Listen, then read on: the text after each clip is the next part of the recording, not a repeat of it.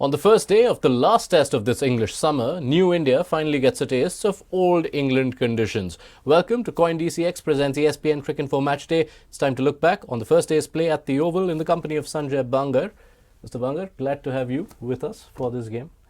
An opening day which finishes India 204 for 6, which had shades of what generations of Indians have grown up knowing the opening day of a test in England, like say even Headingley 2002. Yeah, it was an interesting day and conditions were challenging, and add to that there was a stoppage in play as well at crucial junctures of the day. So all in all, a challenging day for the batters, as well as there were some challenges for the bowlers as well, because at times the ball was getting wet. There was a little bit of water on the outfield as well.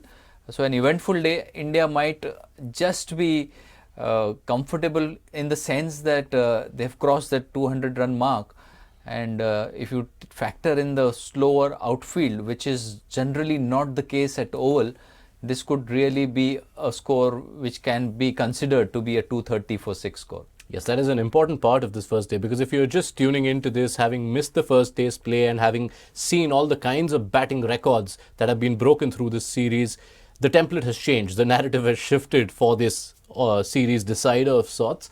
Does it change the assessment of what the overall competitive total would be?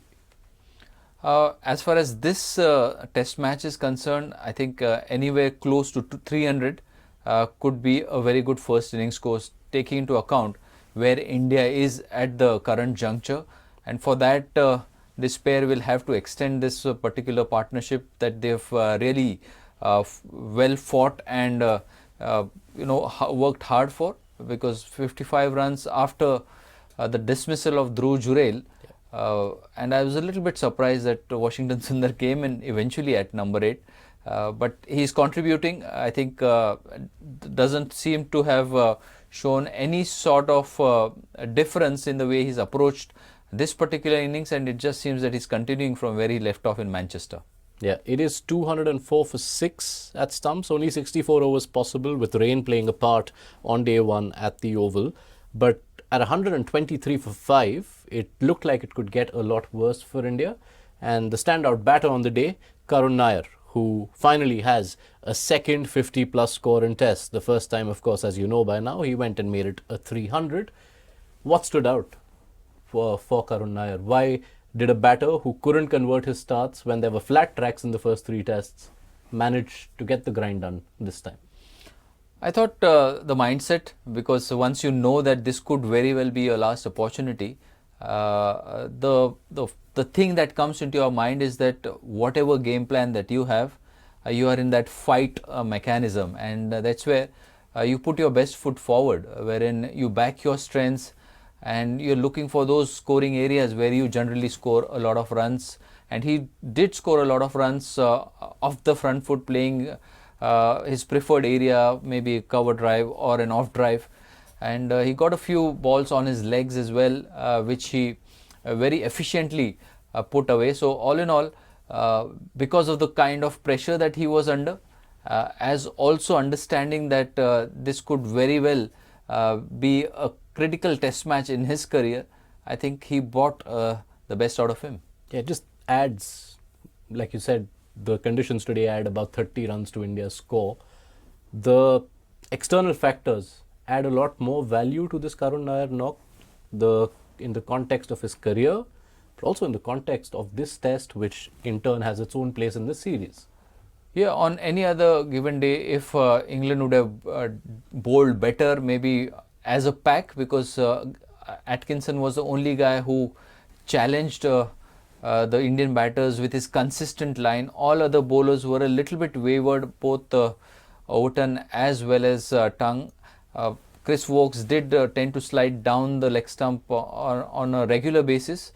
So if not for those knocks from Sai Sudharsan and Karun Nair, a team could have been bowled out for 150. And in that context, I think this is turning out to be a very, very valuable knock from Karun Nair, because this is a test where India would certainly want to put a big first innings lead on the board. Yeah, I'm glad you bring up Sai Sudharsan as well, because as things stand, only 3 entries of 30 or more on the India scorecard, the third of which is extras. The other two, Karun Nair, Sai Sudharsan, they've often had to swap seats in the musical chairs that's been going on in the Indian lineup.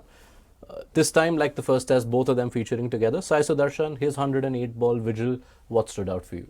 I think what impressed me the most is that how he curtailed his stroke play outside off stump in the initial part of his innings, and that to me is a stronger suit of his particular game. But curbing that instinct or not playing those cover drives even to balls which he would have normally driven, that to me was a standout part. And the second aspect which was equally impressive was that the same balls which he wasn't able to score in the initial test matches that he played, he was able to put bat on ball on those balls, especially those balls which went in the fine leg region. As also very pleasing to see him open up those areas on the leg side, wherein he drove through that wideish mid-on region, also played through that played the onside on drive really well. So that to me, the combination of leaving balls outside off stump and working on those areas where generally top order batters do not want to miss out on those scoring opportunities. So I think there is a little bit of improvement what we've seen as Sai Sudharsan has progressed in the 3 tests that he's played. And he must have heaved a sigh of relief that there was no Ben Stokes, because no one's targeted that down the leg against him better than Ben Stokes. In Stokes' absence, England had 4 changes. The entire bowling lineup virtually changed. What do you make of England's bowling effort on day one, which was a rare instance in this series where that Duke's ball never stopped talking? I felt mixed bag, because if you think of some of the initial overs bowled by Chris Wokes, wherein he did pitch the ball in the right area, as also Atkinson, who was absolutely brilliant throughout the day. Whenever you got the ball into his hand, you knew that he's going to ask those tough questions. And Josh Tongue, for that matter, because of his waywardness, and a bowler who is very difficult to pick because of the mixed action that he has, and the way his hands do come all around. At times it doesn't give the opportunity for the batters to actually line him up or expect certain things of him. But he also produced 2 absolutely gems to dismiss those 2 left-handers who are batting really well in that sense. So if you can take that out, Overton was a little bit of a disappointment with the kind of lengths that he bowled. So I think it's a mixed bag, and England to me would be a little bit disappointed as to where the scorecard is at the moment. When we look at Josh Tongue, do those 2 gems or Jaffas become all the more unplayable when it comes from a bowler who's otherwise having as erratic an outing as he was having? Yeah, I mean, you never know what's going to come at you, and that as a batter is quite a challenge, a mental challenge, and that's where I think you just have to keep telling yourself that the ball is going to be coming into the stump lines, because prior to bowling those 2 absolutely jaffers, he was like, one ball was going outside off stump, the other one was going outside leg stump, made the job of the wicketkeeper a hell of a lot difficult on this particular day. But as batters, yes, it is quite tough because of his mixed action, as also because of his hands coming from different places, doesn't give the batter an ideal look in where the ball is coming. So as a batter, you always have to expect that the ball is going to be a good ball pitching at the stumps and doing something. Right. The biggest wicket, and you could argue the biggest moment of the day, had nothing to do with England's bowlers. It arrived in the brief passage of play we had between showers after lunch, and Shubman Gill, who was passing milestones, looking set to complete other milestones, and looking so good in that stay. The needlessness of the dismissal will irk him the most. I think he'll be very disappointed because of the fact that he was batting so well. England did present to him some scoring opportunities off the back foot in the first session, which he was quick to pounce upon. But in the second session, I mean, after the rain interruption, when the game resumed for a smallish period of 6 overs, they pushed the length slightly fuller, and he was looking very good to those lengths as well, wherein they were looking to find that gap between bat and pad, but he was solid in defense. And these are the things which can happen in cricket, wherein there was a little bit of misunderstanding going on between those two batters, but eventually he made the wrong call of going for a quick run when the ball was played a lot straighter than he would have wanted to play if he was to look for that single. Had the ball been played a little bit toward that cover region, maybe Sai Sudharsan would have responded to his call. That judgment call or that desperation to get a single, is it more pronounced for a batter when they're going through the kind of passage like you mentioned in those few overs? England managed to stifle Gill more. Even the ball just before the dismissal was one from Atkinson which really jagged into Gill. Can that play on a batter's mind and you're hurrying yourself to get off strike? No, I don't think so, because those sort of things happen when the batsman is nervy or at the start of the innings, or if he's going through a poor run of low scores. Now here you're looking at Shubman Gill, who's got a fabulous run of scores, last test innings, a match saving 100 as well. Nervy, no chance, and I mean, he was very well in control.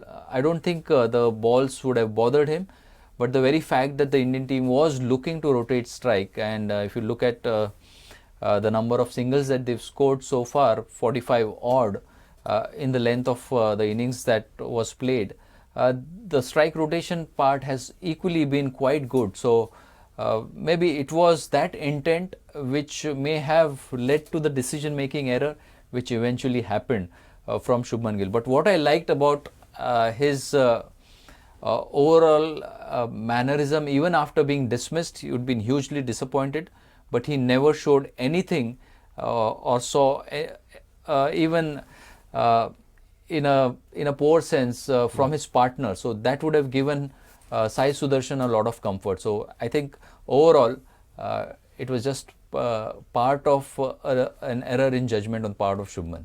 Yeah, very few errors of judgment from Gill, the batter, on this tour. He's now reached 743 runs, just 31 away from Sunil Gavaskar's all-time mark for India in a series. Let's see what he manages in the one innings to come. The fate of this test, I know we're only one day in and the series has seen so many swings, but given how different this day one was, how much of the fate of this contest lies in the skies and whether it's cloudy or sunny? Too early to call that, but for me, this is not going to be a test which is going to wrap up inside 4 days.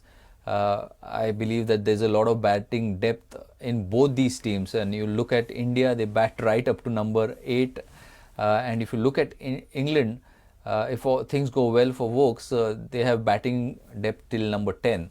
So dismissing either of those teams is going to be a challenge for both these bowling units. So let's hope that a bigger score on the board in the first innings may put that extra pressure, and not having Ben Stokes to play in the middle order may just play into the hands of the Indian bowling team as well.